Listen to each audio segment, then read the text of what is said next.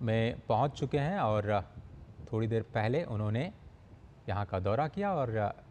यहाँ की जो प्राचीन संस्कृति है, प्राचीन विरासत, उसके बारे में नज़दीकी से जानने की कोशिश की और संपूर्ण विश्व को ये संदेश कि भारत विध्वंस में नहीं बल्कि निर्माण में यकीन रखता है और एक बार फिर से नई शुरुआत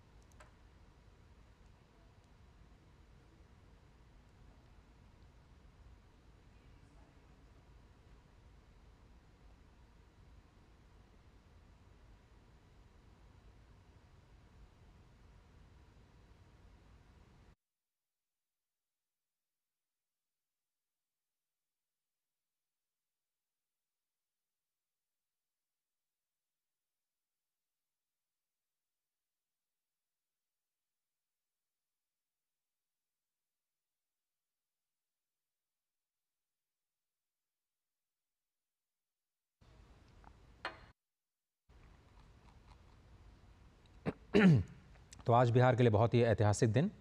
नालंदा विश्वविद्यालय एक बार फिर से इतिहास रचने को तैयार और ये तस्वीरें इसमें आप देख रहे हैं भग्नावशेष का अवलोकन कर रहे हैं प्रधानमंत्री नरेंद्र मोदी और नए परिसर का उद्घाटन करेंगे अब से थोड़ी देर बाद। परिसर की एक खासियत कि ये नेट ज़ीरो परिसर और एक बार फिर से जनसेवा के लिए, शिक्षा के विश्वव्यापी प्रसार के लिए ये परिसर अपनी अग्रणी भूमिका निभाने के लिए अब तैयार नज़र आ रहे हैं। और प्रधानमंत्री नरेंद्र मोदी का राजगीर और प्राचीन नालंदा विश्वविद्यालय का ये दौरा आज बिहार के लिए बहुत ही ऐतिहासिक है। लगातार तीसरी बार प्रधानमंत्री बनने के बाद पहली बार आज बिहार के दौरे पर पहुंचे हैं प्रधानमंत्री नरेंद्र मोदी और पूरे विश्व को आज एक बार फिर से नया संदेश दिया जाएगा। इस पूरे कार्यक्रम में 17 देशों के राजदूत भी शामिल होंगे और आपको बताएं कि ये विदेश मंत्रालय के तहत नया विश्वविद्यालय का निर्माण किया गया है। करीब 1800 करोड़ रुपए की लागत में ये 455 एकड़ में फैला हुआ नया परिसर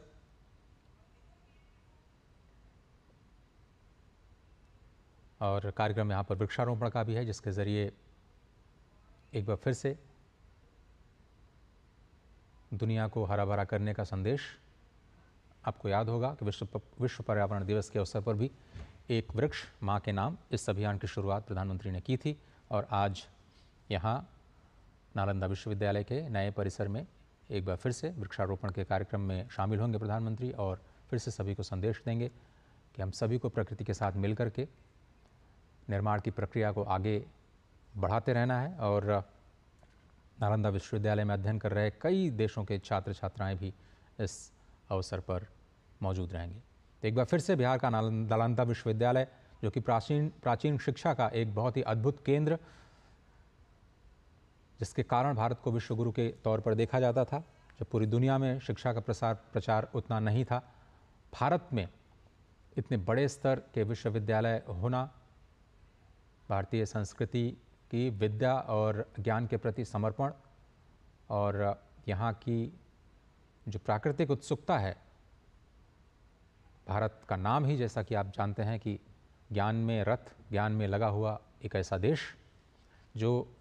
भूखंड के तौर पर नहीं बल्कि अपनी ज्ञान परंपरा के आधार पर ही संपूर्ण विश्व में जाना जाता है। अलग पहचान, शांति और सह अस्तित्व के प्रतिमानों को अपने केंद्र में रखते हुए पूरे दुनिया को एक परिवार के रूप में मानते हुए अपने नीतियों, अपनी क्रियाकलापों को आगे बढ़ते हुए ये जो तस्वीरें आप देख रहे हैं, तो आप सबसे थोड़ी देर पहले की तस्वीरें, जब प्रधानमंत्री भग्नावशेष जो प्राचीन नालंदा विश्वविद्यालय का था, 1600 वर्ष हो चुके हैं और आप देखिए अभी भी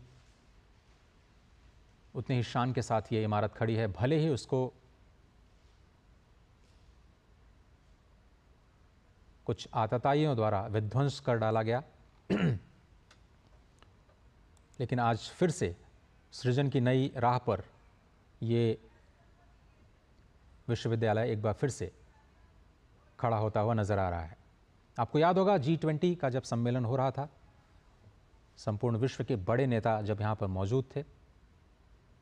तो प्रधानमंत्री जब सभी को नए भारत मंडपम में रिसीव कर रहे थे, तो पीछे जो तस्वीर थी वो नालंदा विश्वविद्यालय की थी और दुनिया भर में G20 के उस कार्यक्रम ने उत्सुकता बढ़ाई नालंदा विश्वविद्यालय के उस तस्वीर को देख करके, जहां प्रधानमंत्री राष्ट्राध्यक्षों का स्वागत कर रहे थे। और उसके बाद आज बिहार के लिए ये ऐतिहासिक दिन, विश्वविद्यालय का नया परिसर बिल्कुल प्राचीन खंडहर जो स्थल है उसके करीब ही बनाया गया है और इस विश्वविद्यालय की स्थापना नालंदा विश्वविद्यालय अधिनियम 2010 के तहत की गई थी। कुलाधिपति के तौर पर चयन किया गया है अरविंद पानगड़िया का, जो कि बहुत ही मशहूर अर्थशास्त्री हैं और अमेरिका में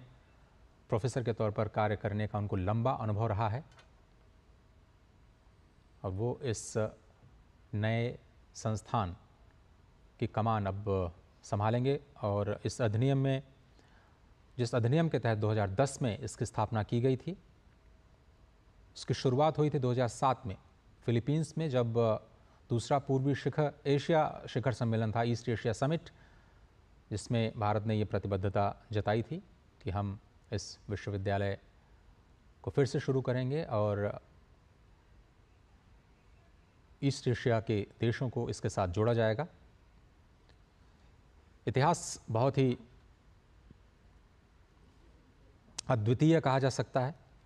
स्थापना 5वीं शताब्दी में हुई, जहां दुनिया भर से छात्र अध्ययन के लिए आते थे। विशेषज्ञों की अगर माने तो 12वीं शताब्दी में आक्रमणकारियों द्वारा इसे नष्ट किया गया और उससे पहले 800 वर्षों तक लगातार अपनी जो ज्ञान की परंपरा है वो पूरी दुनिया तक विस्तार देने में इस विश्वविद्यालय ने अत्यंत महत्वपूर्ण भूमिका निभाई। अभी फिलहाल विश्वविद्यालय में 6 अध्ययन केंद्र हैं, जिसमें बौद्ध अध्ययन सबसे सर्वोपरि माना जाता है और दुनिया भर के छात्र आकर के बौद्ध दर्शन के साथ जुड़ी हुई अपने शोध कार्यक्रम और परास्नातक जो अध्ययन की परंपरा है उसमें हिस्सा लेते हैं। साथ ही साथ दर्शन और तुलनात्मक धर्म का स्कूल, ऐतिहासिक अध्ययन का स्कूल, पारिस्थितिकी और पर्यावरण अध्ययन, सतत विकास और प्रबंधन, ये भी इसके पाठ्यक्रमों में शामिल हैं। तो केवल बौद्ध और दर्शन और धर्म तक ही सीमित नहीं, बल्कि ये इतिहास के साथ साथ जो आज का इकोसिस्टम है और पर्यावरण की भी विरासत को आगे बढ़ाने के लिए एक अध्ययन केंद्र के तौर पर ये विश्वविद्यालय जाना जाएगा। और आज प्रधानमंत्री नए परिसर का उद्घाटन करेंगे। बिल्कुल अत्याधुनिक तकनीक के साथ नेट ज़ीरो का इस्तेमाल करते हुए इसको बनाया गया है। कार्बन न्यूट्रल आर्किटेक्ट और अपनी जो प्राचीन भव्यता है वास्तुकला के ज़रिए, वो भी पूरी दुनिया को एक बार फिर से स्पष्ट नजर आएगी। प्रधानमंत्री इन तस्वीरों में उस भव्य इतिहास की जानकारी लेते हुए, जिसके अवशेष आज सिर्फ कुछ खंडहर के तौर पर पूरी दुनिया के सामने आक्रमणकारियों के विध्वंस की वो कहानी कहते हैं, जिसमें कहा जाता है कि महीनों तक कई लाख पुस्तकें यहाँ की पुस्तकालय में जला दी गईं।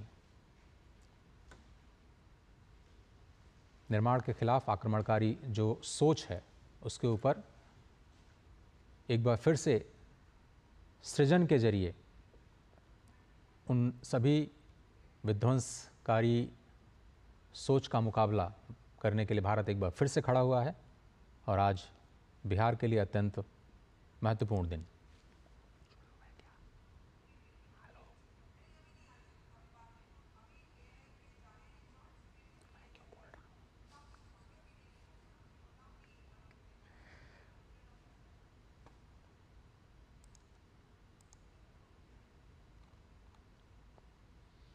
और एक वक्त था जब बिहार का नालंदा विश्वविद्यालय दुनिया के लिए शिक्षा का सबसे बड़ा केंद्र हुआ करता था और 815 सालों के लंबे इंतज़ार के बाद एक बार फिर से ये शिक्षा का केंद्र अपने पुराने स्वरूप में वापस लौट रहा है। और इसीलिए आज का दिन बिहार के लिए, आज का दिन नालंदा विश्वविद्यालय के लिए, आज का दिन स्वयं भारत के लिए और इस विश्वविद्यालय से जुड़े उन तमाम देशों के लिए भी बहुत बहुत ऐतिहासिक है। इसके नए परिसर का उद्घाटन अब से थोड़ी देर बाद प्रधानमंत्री नरेंद्र मोदी के हाथों होना है। पूर्व राष्ट्रपति डॉक्टर एपीजे अब्दुल कलाम के सपनों का नालंदा विश्वविद्यालय अब साकार रूप ले रहा है। जैसा कि हमारे संवाददाता बता रहे थे कि सबसे पहले पूर्व राष्ट्रपति डॉक्टर एपीजे अब्दुल कलाम ने इसके प्राचीन गौरव को वापस लाने की मंशा जताई, जिसके बाद बिहार में कैबिनेट में इसको मंजूरी दी गई। और इस पूरे विश्वविद्यालय का अगर आप इतिहास देखें तो शिक्षा के प्रति जो भारत का दृष्टिकोण है, ज्ञान परंपरा के प्रति जो भारत का दृष्टिकोण है, सामाजिक समरसता के साथ विश्व बंधुत्व की भावना को केंद्र में रख करके ज्ञान के प्रचार और प्रसार का जो भारत का एक आउटलुक है, वो एक बार फिर से पूरी दुनिया को स्पष्ट तौर पर दिखाई देगा। जहां आज दुनिया प्रोटेक्शनिज्म के साथ अपने आप को जोड़ करके देखती है, बात की जाती है उन तकनीकों को, उन ज्ञान को अपने तक सीमित रखने की और उसका फ़ायदा सिर्फ़ और सिर्फ अपने देशों तक सीमित रखने की, अपने देश की व्यवस्थाएं, अपने देश के समाज के लोगों का केवल भला करने की जो एक परिपाटी, एक नई परंपरा आज के इस आधुनिक युग में शुरू हुई है। इसमें विकसित देश सबसे अग्रणी नज़र आते हैं, जो तकनीक को, जो शिक्षा को, जो ज्ञान परंपरा को बिल्कुल अपने तक सीमित रखना चाहते हैं और उसको पूरी दुनिया के साथ साझा करने में विश्वास नहीं रखते। और अगर विश्वास रखते भी हैं, शेयर करते भी हैं, तो एक बड़ी कीमत पर, ऊंची कीमत पर